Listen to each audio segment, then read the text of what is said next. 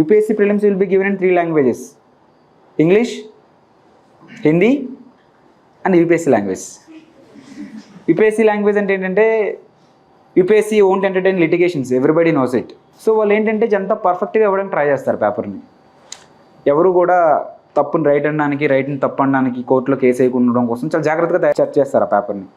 So వాళ్ళు ఒక స్టేట్మెంట్ని right అని ఫిక్స్ అయ్యారంటే ఎవరు వచ్చి ఎన్ని మాట్లాడినా కానీ అది రైటే అని చెప్పడానికి కోసమని, లేదంటే ఒక స్టేట్మెంట్ వాళ్ళు రాంగ్ అని ఫిక్స్ అయ్యారు అనుకో, వాళ్ళు ఎవరు వచ్చి రైట్ అని చెప్పినా కానీ లేదు అది రాంగే అని ప్రూవ్ చేయడానికి దే విల్ టేక్ ప్రికాషన్స్ అనమాట.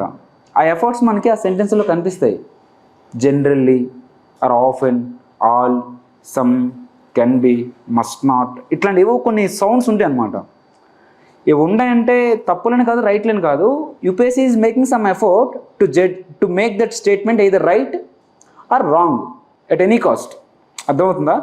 సో ఇవన్నీ మనం కొంచెం అబ్జర్వ్ చేస్తే, for example some birds can't fly అంట. ఇందులో ఏముంది మనకి తెలియాలంటే ప్రతి పక్షి తెలియాల్సిన అవసరం లేదు. Some birds can't fly, maybe all birds must fly అని అనుకో, హూ నోస్.